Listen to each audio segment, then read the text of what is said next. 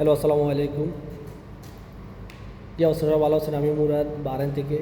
আজকে বাংলাদেশ ক্রিকেট বোর্ডে একটা ভিডিও দেখতেছি, দুদক আসছে, দুদক জিজ্ঞাসাবাদ করতেছে আমাদের বাংলাদেশের তথাকথিত একটা দলের জাতির পিতা, তাদের জাতির আব্বার অনুষ্ঠানে 100 বছর পূর্তি অনুষ্ঠান করতে পারে, স্বাভাবিক একটা দেশের।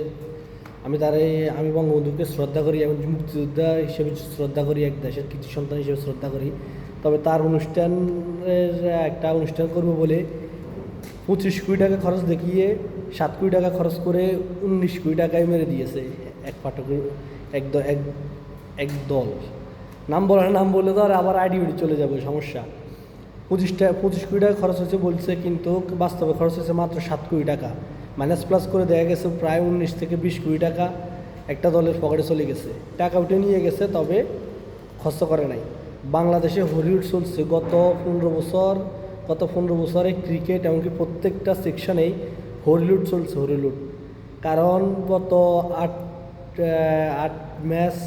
8 সিজন ক্রিকেট খেলার মধ্যে বিপিএলের মধ্যে মাত্র টিকিট বিক্রি করে লাভ করছে মাত্র 13 কোটি টাকা। অথচ গত বছর এক আসরেই ক্রিকেট বোর্ড লাভ করছে 15 কোটি টাকার চেয়েও বেশি। তো আপনারা বোঝেন বাংলাদেশ ক্রিকেট বোর্ডে কত হলিউড চলছে।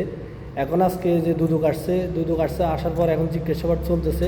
এখনও প্রমাণ হয় নাই, তবে দুদক যেটা সন্দেহ করতেছে যে অনেক টাকা লেনদেন হয়েছে, অনেক টাকা দুর্নীতি হয়েছে।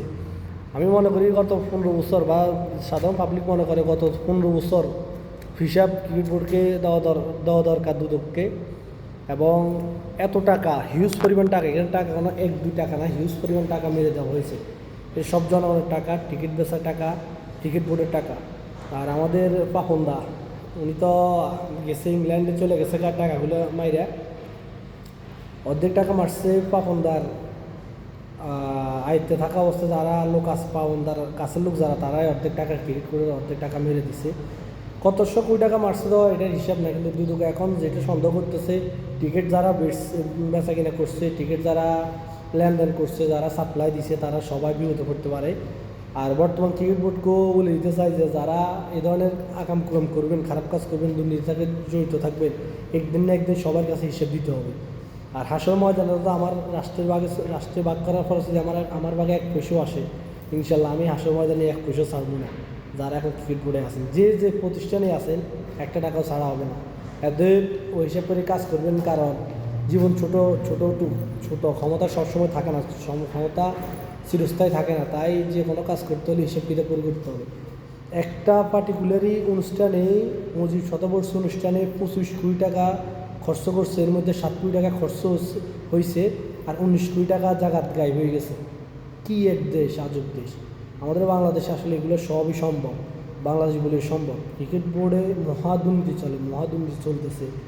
তো সবাই এটার ব্যাপারে সোচ্চার হবেন, ইনশাল্লাহ এটা সব হিসাব হবে, এবং আল্লাহর কাছে হিসাব দিতে হবে। দুদকের কাছে হিসাব দেওয়া শুরু হয়ে গেছে, ইনশাল্লাহ হিসাব হবে।